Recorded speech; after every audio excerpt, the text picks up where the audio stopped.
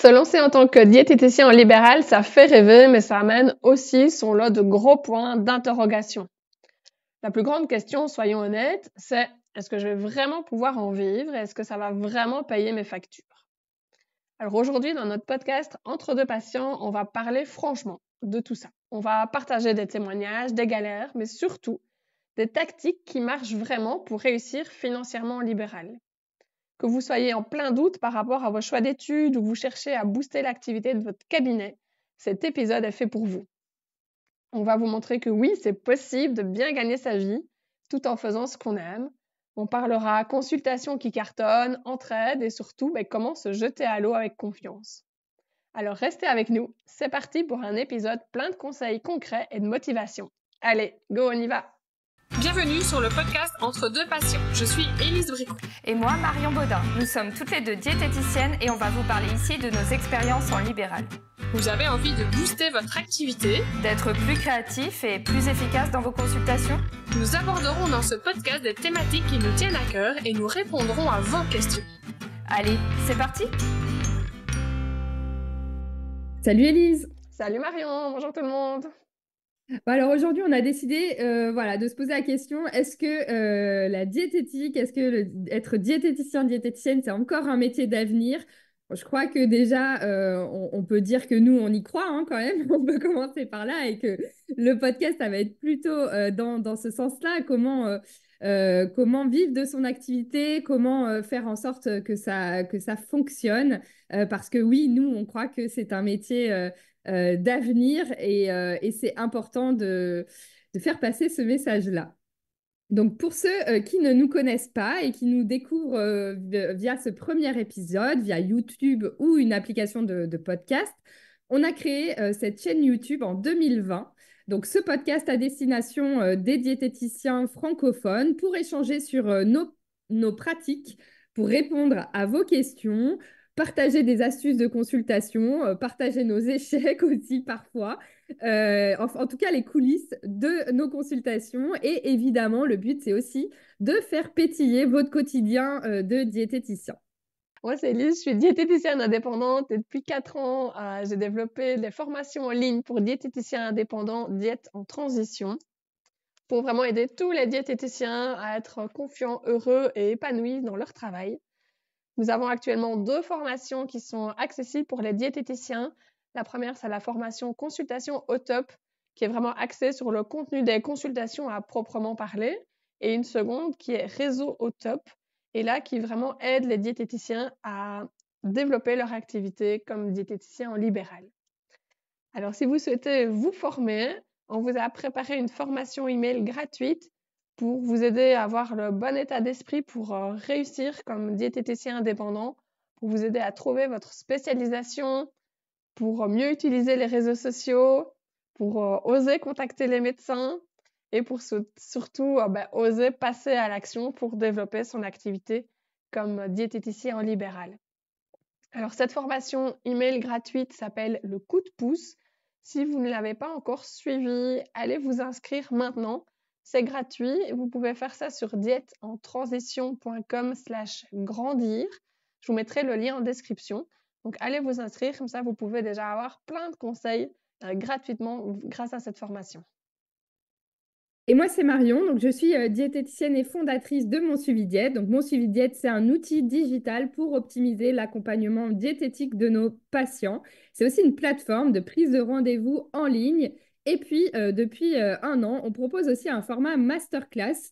Donc, les masterclass, elles sont organisées régulièrement chaque mois. On invite un diététicien, une diététicienne spécialisée dans un domaine. Ça nous permet de faire des focus sur une thématique précise. Alors, ça va du microbiote à l'alimentation du sportif. On a fait les compulsions alimentaires, l'accompagnement les prises en charge familiales aussi. Enfin, on a évoqué plein de sujets cette année et on poursuit sur 2024 avec des nouvelles thématiques. Si ça vous intéresse, vous pouvez aller vous renseigner sur le site monsuividiète.com/masterclass. Et si, de façon plus générale, l'utilisation de Mon Suivi Diète ou de notre plateforme de prise de rendez-vous en ligne vous intéresse, toujours sur le site Mon Suivi Diète, vous pouvez réserver une démo gratuite et ça nous permettra d'échanger en direct. Merci Marion. Alors, dans cet épisode, donc on voulait vraiment répondre à cette fameuse question, est-ce que le métier de diététicien est encore un métier d'avenir? Est-ce que je peux gagner ma vie en étant diététicien indépendant? Et en fait, voilà, dans ce podcast Entre deux patients, on aime bien répondre à vos questions. Et donc, en fait, on a reçu une question de, voilà, je rêve d'être diététicienne, mais j'ai entendu dire plein de choses. Et donc, je ne sais pas si ce choix de carrière est vraiment judicieux là, à l'heure actuelle. J'ai entendu dire qu'il y avait plus de boulot comme diététicienne, qu'il y avait trop de diètes déjà par chez moi. J'ai entendu dire que c'était vraiment compliqué de gagner sa vie comme diététicienne. Il y avait aussi la question qui était, je vois sur les réseaux sociaux qu'il y a plein de diètes qui se lancent et qui doivent créer du contenu sur les réseaux sociaux. Est-ce qu'il faut vraiment devoir passer par là? Est-ce qu'il faut vraiment faire ça pour avoir des patients en consultation? Et donc, on a reçu cet email-là et on s'est dit, il faut absolument qu'on réponde parce que s'il y a une personne qui nous pose cette question-là, c'est qu'il y a certainement plein d'autres personnes qui se la posent aussi. Et donc, on a vraiment envie de vous partager un petit peu notre avis et notre ressenti par rapport à ça. Ah oui, hein, c'est des craintes qu'on entend beaucoup chez certains diététiciens, enfin chez beaucoup en fait de diététiciens en tout cas qui se lancent ou qui envisagent de se lancer en libéral. On voit encore trop de diététiciens qui ont des difficultés aussi à faire décoller leur activité. Et pourtant, si on prend un peu de recul, ces messages, on ne devrait pas les avoir parce que pour nous, c'est évident que le métier de diététicien, diététicienne, c'est un métier d'avenir pour plusieurs raisons. Déjà parce que l'alimentation, c'est un enjeu quotidien. Chacun de nous mange 3 à 4 fois par jour et pourtant, rares sont ceux qui sont éduqués à bien manger. Ça devrait être un sujet pourtant maîtrisé par tous. Et puis, l'alimentation, c'est aussi, quand on parle alimentation, on parle aussi prévention de certaines maladies. Les premières causes de mortalité aujourd'hui, c'est les maladies cardiovasculaires et les cancers, où l'alimentation peut avoir un rôle majeur. On voit aussi l'augmentation des troubles alimentaires, hein. Je pense que depuis le Covid, il y a eu vraiment une explosion des troubles des conduites alimentaires. Donc là aussi, le rôle du diététicien, il est plus pertinent que jamais. Et puis, c'est aussi un enjeu majeur pour la planète. Aujourd'hui, la transition écologique, elle doit nécessairement passer par l'évolution des pratiques alimentaires.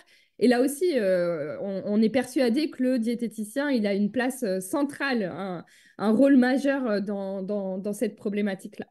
Ouais, d'ailleurs, par rapport à cette problématique-là, si ça vous intéresse, on a fait un super épisode avec Pierre Garin, qui est diététicien et responsable du groupement des diététiciens en écologie alimentaire. Si vous n'avez pas écouté, vous pouvez aller l'écouter. Il donne aussi plein de conseils et plein d'astuces par rapport à ça. Voilà, au vu de tout ça, où est le problème? Si voilà, tout le monde a besoin de consulter une diététicienne en prévention ou parce qu'il y a une pathologie ou autre, voilà, pourquoi est-ce que les diététiciens quand même galèrent encore à vivre de leur activité? Lorsque je discute un petit peu avec des collègues de ce sujet-là, voilà, je vais vous redire un petit peu les différentes choses qu'on entend. Je pense que toi, Marion, tu dois aussi entendre un petit peu la même chose. Quels sont les retours, les messages qu'on a? Le premier, c'est qu'il y a beaucoup de gens qui ne connaissent pas encore vraiment notre travail, qui ne connaissent pas la valeur qu'apporte notre service aussi dans le quotidien, que ce soit au niveau des professionnels de santé ou des patients. Voilà, il y a encore beaucoup d'incompréhension par rapport à ce qu'on fait. Il y a aussi le problème qu'il y a beaucoup de pseudo-experts en nutrition qui sont sur le marché, que tout le monde se dit un petit peu spécialiste en nutrition et que les gens ne savent plus vraiment vers qui aller, vers qui se diriger. Donc, ils ne savent plus s'ils doivent aller voir un diététicien, un nutritionniste ou autre. Les gens sont vraiment un petit peu perdus par rapport à ça. Il y a le problème financier aussi, que les gens ont des difficultés financières et donc vont annuler le rendez-vous, vont espacer leur suivi aussi au lieu de se voir tous les 3 semaines, on va se voir tous les 2 mois, 3 mois. Et donc, voilà, les suivis ne se font pas aussi d'une manière très efficace et sur la durée qu'on voudrait. Et donc, il y a aussi le problème que les consultations ne sont pas remboursées, donc il n'y a pas beaucoup d'aide aussi non plus des mutuelles, de la sécurité sociale pour voilà, participer au financement des consultations diététiques. Et puis aussi, une autre chose que j'entends, c'est que les gens veulent aussi un peu tout de suite. Et donc, un suivi diététique, ça se fait pas comme ça en claquant des doigts, hein. C'est pas comme si on prend un médicament et qu'on a la douleur ou quoi qui passe tout de suite. Ou qu'on va chez l'ostéopathe et qui décoince et que tout est réglé juste après. C'est pas du tout la même chose. Et donc, voilà, il y a un découragement aussi qui se fait assez rapidement de la part des patients. Et donc, voilà, le suivi ne se fait pas aussi de la meilleure manière possible. Ouais. Alors oui, le métier de diététicien est encore relativement jeune et nouveau comme métier. C'est encore un peu flou dans la tête de certaines personnes et malheureusement, il y a encore des gros stéréotypes là qui nous collent encore à la peau et qu'il faut encore un petit peu faire sortir de ça. Alors, mais nous, on ne croit vraiment pas que ça soit la cause de tout ça et qu'il faut vraiment pas abandonner notre passion, ce en quoi on croit, qu'il faut pas abandonner nos patients non plus et laisser le champ libre à tous ces fake diététiciens. Pour nous, vraiment, ce en quoi on croit, c'est l'état d'esprit, c'est le mindset qu'il faut avoir quand on se lance comme diététicien indépendant. Et c'est vrai qu'en côtoyant de nombreux diététiciens au quotidien, c'est ce qu'on fait tous les jours, nous deux, Marion, on peut vraiment, avec Marion, vraiment, on peut vous assurer qu'il est tout à fait possible de bien vivre de cette activité en tant que diététicien en libéral et que oui, vraiment, le métier de diététicien est un métier d'avenir. Alors, au quotidien, je vois vraiment tout le temps des exemples autour de moi, notamment dans le programme de formation Réseau au Top ou parmi mes collègues du GDI. Je vois vraiment qu'au quotidien, on se rend compte que vraiment les diététiciens qui arrivent à se créer une activité florissante, ce sont des diététiciens qui sont déterminés, qui voient vers quoi ils veulent aller et des diététiciens qui n'ont pas de problème de relation par rapport à l'argent. Et ça, c'est un problème qui est assez tabou chez les diététiciens, cette notion de ma relation à l'argent, où elle en est. Et voilà, pour développer son activité de diététicien indépendant, on est des diétpreneurs, on est des diététiciens entrepreneurs et donc il faut pouvoir parler de ce sujet-là et être à l'aise avec ce sujet-là. J'ai une petite anecdote, notamment sur le sujet. J'aime bien écouter un podcast, ça s'appelle The Freelance Dietitian Podcast. Donc c'est Julia, c'est une diététicienne canadienne, pas québécoise vu qu'elle parle anglais, une diététicienne canadienne qui a lancé ce podcast-là. Je vous invite à aller l'écouter si vous ne le connaissez pas. Et elle a fait un épisode sur les avantages d'être diététicien freelance. Et écoutez bien, son premier avantage à être diététicien freelance, c'était l'argent.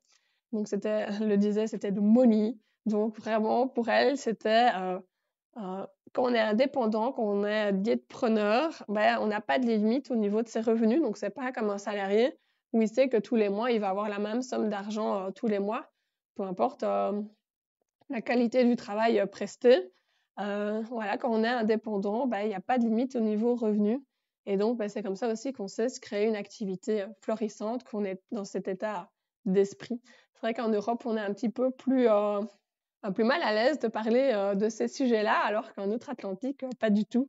Donc, allez l'écouter si vous ne le connaissez pas. Alors, vous vous demandez peut-être comment est-ce que on arrive à avoir ce mindset-là et cet état d'esprit-là. Et donc, on va vous expliquer tout ça. C'est parti. Ouais, on va reprendre, on va en reparler de ce sujet de l'argent et de rentabilité de l'activité, parce que ça nous a valu en préparation des petits débats d'idées, mais c'était super intéressant, on en reviendra après.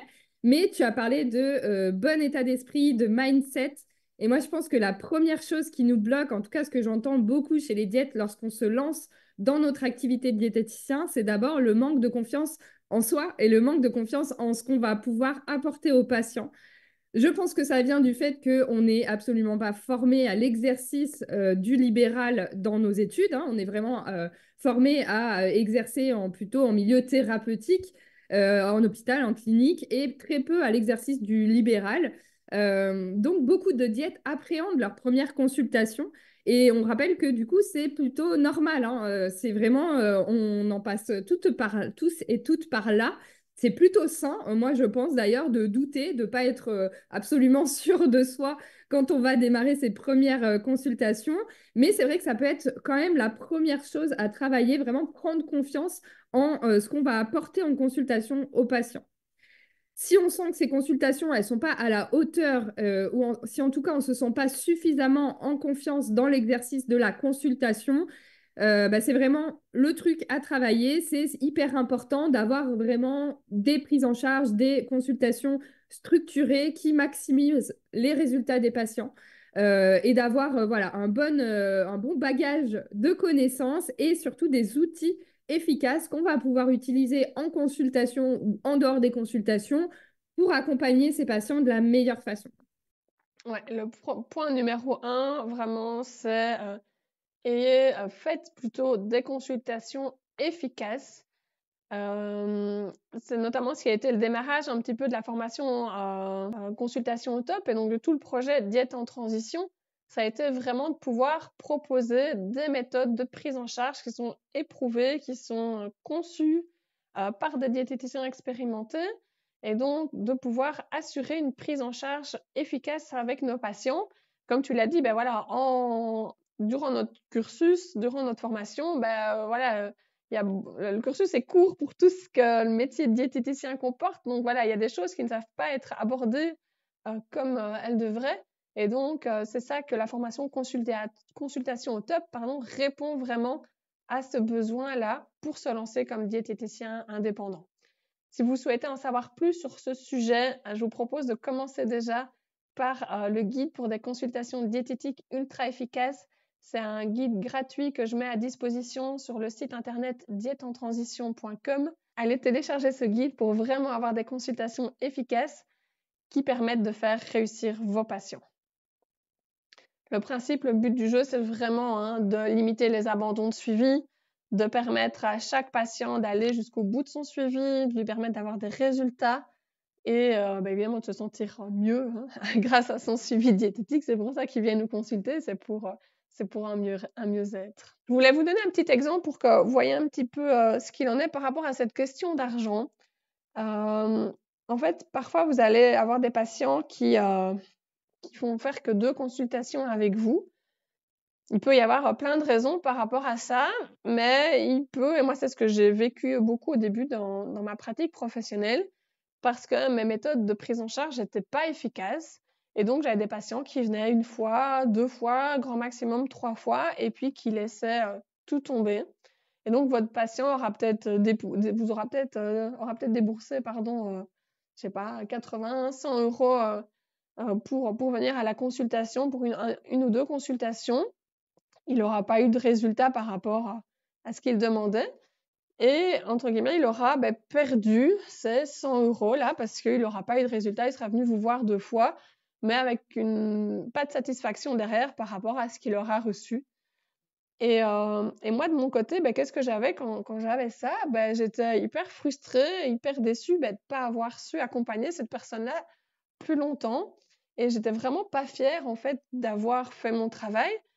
Et moi, le sentiment que j'avais, c'était mince, quoi. J'ai fait perdre 100 euros, 100 boules à mon patient et j'ai vraiment pas su l'aider. Et il m'a déboursé, il m'a donné ça, mais c'est des 100 euros que j'apprécie pas, en fait, que je reçois, mais qui n'ont pas de valeur pour moi parce que c'était pas sur un bon travail effectué. Et donc, dans cette situation-là, c'est clair que vous n'avez pas du tout envie de gagner votre vie en travaillant comme ça. Vous avez vraiment, moi c'est ce que j'avais vraiment, c'était la sensation de gagner ma vie, de payer plus ou moins mes factures sur le dos des gens parce que ils me les donnaient, mais j'avais pas de satisfaction patient derrière, j'avais pas de résultat, beaucoup de mes patients, et donc c'était vraiment difficile émotionnellement de recevoir cet argent-là. Dans un épisode précédent, je disais que parfois même, j'oubliais volontairement ou involontairement, mais parfois aussi volontairement, de faire payer mon patient à la fin de la consultation parce que j'étais pas fière de ce qu'on avait fait ensemble pendant le rendez-vous. Et donc, voilà, c'est du travail presté, c'est des heures prestées, mais pour pas de salaire derrière. Alors que si on voit les choses d'une autre façon, si on prend un petit peu du recul sur ça, si vous permettez d'avoir des suivis plus longs à vos patients, donc aussi au lieu de faire 2 séances avec vos patients, si vous les engagez sur un suivi plus long, moi j'aime bien ici les engager sur au moins 6 séances, ben vous aurez déjà d'office plus de résultats avec vos patients, vous serez plus fiers du travail que vous avez fait avec eux, vous aurez un meilleur bouche à oreille parce que ces personnes-là vont faire parler de vous, et clairement au niveau de votre satisfaction professionnelle, ben ça n'aura rien à voir non plus qu'un patient qui va annuler un début de suivi. Et donc, oui, financièrement, parce que la question est de savoir, est-ce que je peux vivre aussi de mes consultations? Est-ce que je peux vivre de mon activité en libéral? Ben oui, ça va aussi vous permettre d'avoir un meilleur salaire. Et ce salaire-là sera vraiment une récompense du travail que vous avez fourni, de la qualité de votre service que vous avez effectué avec votre patient et des résultats aussi que votre patient a. Donc oui, ça sera un meilleur salaire pour vous et avec une satisfaction professionnelle aussi beaucoup plus importante. Donc oui, bah c'est certain de travailler avec les patients sur la durée, c'est une satisfaction hein, pour nous. On sait que c'est sur le long terme qu'on arrive à mettre en place des nouvelles habitudes alimentaires, des nouveaux comportements. Moi, c'est d'ailleurs une des choses hein, qui m'a poussée à créer mon suivi diète.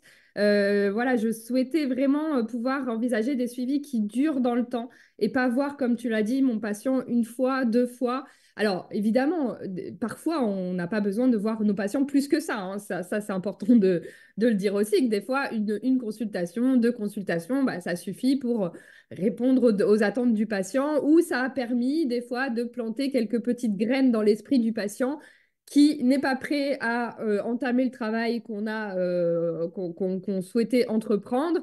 Il revient pas, mais voilà, ça ne veut pas forcément dire qu'on a fait aussi du mauvais travail. On en avait parlé d'ailleurs dans un précédent épisode sur le pourquoi des patients qui reviennent pas. Mais c'est vrai que de façon générale, bah oui, engager les patients sur le long terme, faire des suivis qui durent plus longtemps, c'est plus efficace. Et c'est vrai que moi, dans l'idée de développer mon suivi diète, c'était pour ça, maintenir le lien, motiver mes patients et surtout les engager entre les consultations pour les rendre davantage acteurs de leurs soins. Donc, une qualité de soins supérieure, proposer un meilleur service à ses patients, des suivis qui durent plus longtemps et donc un prix plus juste, plus adéquat au service qu'on propose. Du coup, ça nous amène à notre deuxième point. Donc, on a dit, le premier point, c'est faire des consultations qui sont efficaces. Et puis, le deuxième point, c'est se faire payer à sa juste valeur. Donc, c'est là où, en fait, en échangeant sur fixer ses tarifs, que du coup, on a eu un petit débat sur le terme business. Parce que du coup, quand on parlait de ça, tu avais employé le mot business. Et c'est vrai que moi, quand je vois diététique et business, dans ma tête s'agitent des petits red flags en disant attention, on ne peut pas parler de business quand on est diététicienne, professionnelle de santé. Et c'est un peu ce que tu as dit avant ça, c'est que en fait, en priorité, on est dans un métier du soin, on est professionnel de santé. En priorité, ce qui doit toujours primer, c'est évidemment la qualité du soin qu'on va délivrer aux patients. Et c'est ça qui doit guider notre activité. C'est vraiment la qualité du soin qu'on va proposer aux patients et pas la rentabilité du système qu'on va pouvoir mettre en place. Mais je crois que tu n'es pas trop d'accord avec ça. En tout cas, moi, je trouve que c'est important de dire ça parce que si on envisage le soin diététique comme un business, pour moi, ça peut entraîner des dérives. On peut être dans un truc de rentabilité. Bah, je vais faire des consultations qui durent moins longtemps, ou je vais proposer des forfaits, ou je vais engager mes patients, etc. Dans un truc qui nous amène à réfléchir en termes d'argent et à oublier un peu qu'on est là quand même au service du soin du patient. Et il y en a beaucoup, hein, et y compris d'autres professionnels de santé, des médecins ou d'autres, qui font de leur activité un business. Et je trouve qu'on est toujours sur des dérives et ça se fait toujours au détriment du soin du patient. Pour moi, c'est important de rappeler que oui, c'est important de vivre de son activité, c'est important de se faire payer à sa juste valeur, de mettre en place des nouveaux services qui vont peut-être améliorer le suivi du patient et nous faire rapporter peut-être plus d'argent, mais toujours dans l'optique que ce soit au service du patient. Oui, c'est pas évident de se positionner dans l'un ou dans l'autre. On est diététicien entrepreneur, donc c'est notre métier, c'est la seule source de revenus, hein, les consultations ou les activités parallèles qu'on peut développer quand on est diètepreneur. Donc, il y a quand même cette histoire de, je dois payer quand même mes factures à la fin du mois et je dois pouvoir en vivre. J'aimerais bien quand même mettre un peu d'argent de côté, j'aimerais bien avoir des loisirs, donc j'ai besoin quand même d'avoir des rentrées financières. Et l'autre point de vue, c'est, moi je fais un métier de soin et je suis là pour aider les gens, pour aider les patients. Ce qu'il faut faire vraiment attention, et c'est ça, je le remarque quand on discute avec des diététiciens, c'est de ne pas faire du bénévolat. Donc les diététiciens sont trop gentils, beaucoup trop gentils, et donc n'osent pas. Je suis passée par là, hein, j'avoue, je sais, je sais ce que c'est. On a, je pense, cette qualité de vouloir aider nos patients au détriment du temps qu'on y consacre ou du service que l'on fait. Et donc, il faut vraiment faire attention à se faire payer à sa juste valeur. Et pour le temps qu'on consacre ou pour le travail qu'on fournit, de pouvoir oser, en toute assurance, oser demander à être payé pour le service que l'on fait avec son patient, parce que c'est notre seule source de revenus. Et donc, si on fait des consultations d'1 heure en demandant 20 € à la consultation d'1 heure, mais c'est juste pas possible. Donc là, on est dans un stade de bénévolat et on n'est pas là dans une situation d'entrepreneur où, même si on a la casquette de diététicien, de professionnel de santé, on doit pouvoir se dégager un salaire qui est convenable à la fin du mois. Et donc, c'est ça qu'il faut. La relation à l'argent pour le diététicien est primordiale quand on est indépendant. Il ne faut pas avoir peur de cet argent parce que il doit rentrer, il doit être là. Les gens, quand ils vont chez n'importe qui, payent le service, que ce soit chez le médecin ou autre part pour une prise en charge quelconque. Il va quand même payer à la fin du service. Et même si on veut une meilleure santé, un bénéfice pour le patient, oui, ce service-là a quand même un coût et il ne faut pas avoir peur de ça. On discutait justement par rapport au coût dernièrement, donc sur le groupe des diététiciens qui participent à la formation Réseau au Top. Et la question, c'était combien est-ce que je dois faire un devis pour animer un atelier avec des mutuelles. Et la question, c'était combien est-ce que vous demandez, parce que moi, j'ai aucune idée du tarif qu'on peut demander. Et donc, on se rend compte que les tarifs, en fait, peuvent être fort variables. Et donc, parfois, il faut oser même demander plus. Il ne faut pas avoir peur de demander plus. Il y a une première diététicienne qui a répondu en disant, moi, quand c'est un atelier, je demande 50 € de l'heure. OK. Et en fait, les tarifs sont montés jusqu'à 250 € de l'heure. Et donc, en fonction du diététicien et puis de la personne aussi pour qui on travaille, les tarifs sont vraiment hyper variables. Et donc, il ne faut pas dévaloriser le service que l'on fait. On a été formés, on est bien formés. Il y a une formation continue qui est mise en place aussi chez tous les diététiciens. Et donc, on fait un travail hyper utile de prévention. Et donc, clairement, il ne faut pas avoir peur de se faire payer à sa juste valeur et à la juste valeur du travail, du service que l'on propose. Et oui, puisqu'on parlait, le thème du podcast, c'est l'avenir du métier de diététicien, mais c'est vrai que de se sous-évaluer, de sous-évaluer ses prestations, ses services, c'est ça aussi qui peut en fait donner une mauvaise image du métier, en tout cas dévaloriser le travail qu'on peut proposer, d'avoir des consultations à 20 €. Et là encore, je reviens au truc du business et diététique, mais on peut se dire, ouais, je vais faire des consultations à moindre prix pour attirer plus de clients, etc. Et ça, c'est pas une bonne stratégie. Donc, à partir du moment où effectivement on est sûr de proposer un soin de qualité et qu'on démarre par ça, hein, le fait d'avoir des consultations ou des services qui sont de qualité au service du patient, oui, c'est important effectivement de fixer un prix à sa juste valeur, y compris pour les prestations extérieures, parce que c'est là où en fait on se dévalorise complètement et on donne pas non plus une bonne image du métier en se sous-évaluant, quoi. Mmh. Et puis, je parlais de formation continue tout à l'heure. Si vous vous formez pour avoir des consultations qui sont efficaces avec vos patients, si vous participez à la formation consultation au top, Si vous utilisez l'application Patient Mon Suivi Diète pour vos patients, ben, ce sont tous des outils qui vont vous permettre des consultations beaucoup plus qualitatives aussi, et donc ils vont vous permettre vraiment de pouvoir appliquer avec confiance aussi vos tarifs actuels, des tarifs voilà, qui sont corrects pour vous, pour pouvoir en vivre aussi convenablement.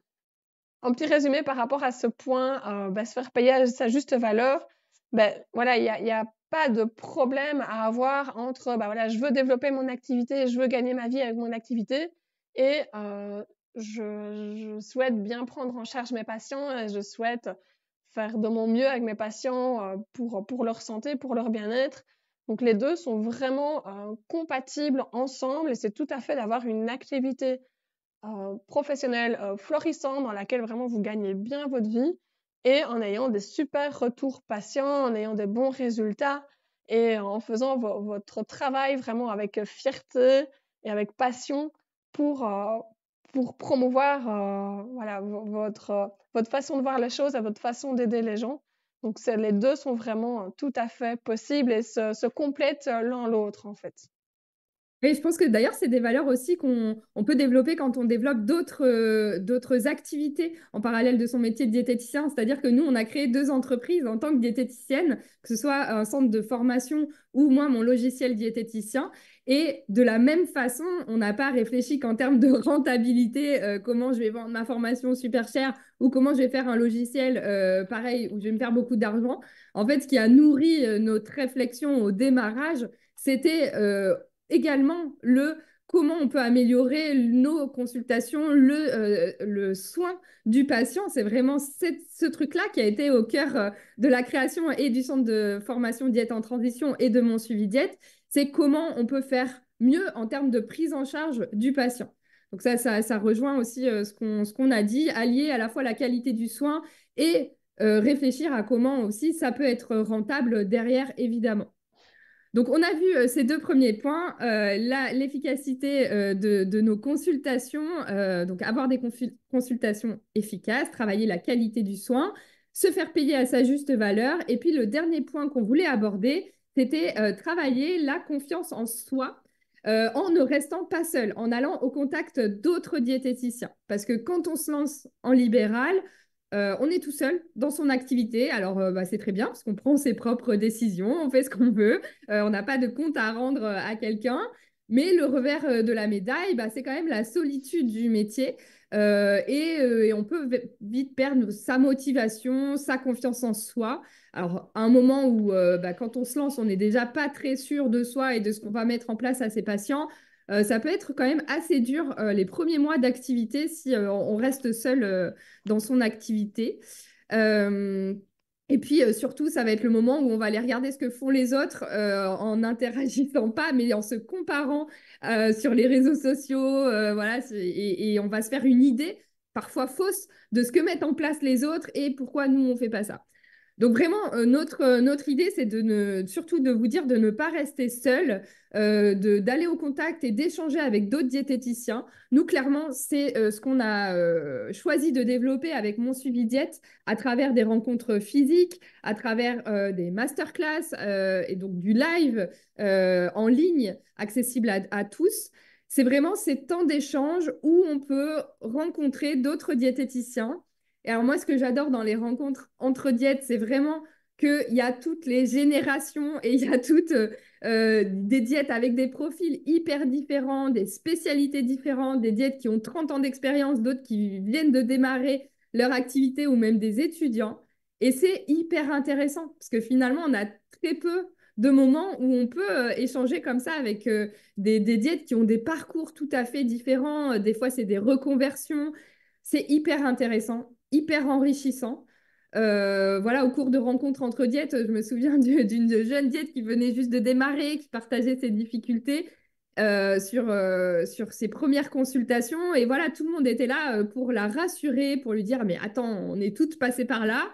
Et voilà, c'est quand même hyper motivant de voir le parcours des autres, de voir comment ça s'est passé pour elles, de sentir aussi qu'on n'est pas seul et que finalement les difficultés qu'on rencontre là, elles ont été aussi vécu par d'autres. Mmh. Il y a vraiment un bel esprit d'entraide, tant je pense pour, les diététiciens qui, s'inscrivent à la formation, que ce soit consultation au top ou réseau au top, ou les diététiciens qui utilisent l'application. Il y a vraiment une belle dynamique de groupe, un bel esprit d'entraide, de soutien qui se fait au sein de ces communautés-là et qui est vraiment, hyper important pour pouvoir, oser, poser des questions, oser exprimer ses difficultés. Les espaces que l'on crée de discussion, nous, voilà, tout se fait en visio dans les formations diète en transition, mais tous les échanges qui se créent, vous offrent vraiment l'opportunité de sortir de votre isolement, d'échanger avec des collègues qui sont bienveillants, qui comprennent vos défis, ce vers quoi vous voulez aller, et vous pouvez vraiment, voilà, si vous débutez, vraiment bénéficier un petit peu de leur expérience, de leur soutien, de leur énergie pour pouvoir mettre en place des choses et oser passer à l'action. Donc, il y a vraiment de la place pour tout le monde en tant que diététicien indépendant, mais échanger, rencontrer des gens et ne restez pas seul chez vous. Ouais, je pense que c'est vraiment des choses qu'on partage sur Diète en transition et mon suivi diète, c'est vraiment d'avoir créé ces espaces pour les diététiciens, c'est cette communauté de diététiciens qui échangent entre eux et on le voit, c'est vraiment hyper bénéfique pour tous et toutes. Et puis, il y a quelque chose chez Diète en transition dont vous parlez beaucoup pour avoir suivi les formations, c'est le fait de passer à l'action. Voilà, parce que il y a beaucoup de théories, mais le fait de vraiment passer à l'action, de mettre en place des actions dans son quotidien de diététicien pour progresser, ça c'est quelque chose sur lequel vous insistez beaucoup. Peut-être tu peux développer un petit peu ce quatrième point, passer à l'action. Ouais, c'est quelque chose qui, nous tient vraiment à cœur. On veut faire sauter tout ce qui est procrastination et se dire j'aimerais bien faire ça, je vois faire ça, mais en fait je ne le fais jamais. Donc nous, on n'est pas du tout dans cet esprit-là. Moi d'ailleurs, je suis vraiment dans la team, je me pose pas de questions et je teste, je fonce et on voit ce que ça donne. Donc voilà, on invite vraiment les diététiciens à oser, à tester des choses. Et je pense que c'est vraiment en agissant comme une personne de confiance que vous allez en devenir une vous-même. Donc on se dit oui, là, avoir confiance en soi, c'est bien beau, mais au final, qu'est-ce que ça veut dire? En fait, c'est agir comme une personne qui a confiance en soi. Et donc c'est ça qui va vraiment vous donner les clés de retester d'autres choses et d'avancer vraiment et de progresser dans votre activité professionnelle. Si vous connaissez, nous, on utilise les oui attitudes du diètepreneur. Je peux vous les redire, on pourra les mettre ici dans le montage, on pourra les mettre à l'écran. Donc, c'est oui attitudes qu'on répète et qu'on répète aux diététiciens qui suivent nos formations. La première, c'est le diètepreneur responsable à 100% de ses succès, de ses échecs. On a le diètepreneur, c'est donner, c'est recevoir. Le diètepreneur est rempli d'énergie positive. Le diètepreneur a le courage de passer à l'action même si c'est imparfait. Le diètepreneur est aligné avec ses valeurs et ses intuitions. Le diètepreneur ose demander de l'aide. Le diètepreneur se forme et s'entoure de personnes qui l'inspirent. Et le diètepreneur fait de son mieux dans chaque situation. Pour nous, ça, c'est vraiment des attitudes qui sont importantes à toujours avoir en tête. S'il y en a une ou deux ou trois qui vous inspirent vraiment, que vous dites « Ah oui, ça, c'est une attitude que j'ai un petit peu du mal », écrivez-la sur un papier, mettez-la en fond d'écran, relisez-la régulièrement pour vraiment vous aider à passer à l'action.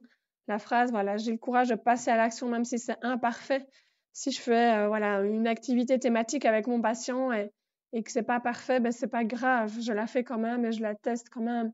Si j'ouvre mon cabinet et que toute la décoration n'est pas nickel ou que j'ai pas tous mes outils qui sont prêts, ben c'est pas grave. Ouvrez quand même votre cabinet et allez-y. Si vous voulez contacter un médecin, lui écrire une lettre et que votre lettre n'est pas 100% parfaite comme vous la souhaitez, c'est pas grave, allez-y, envoyez-la. Donc, n'hésitez pas de passer à l'action directement.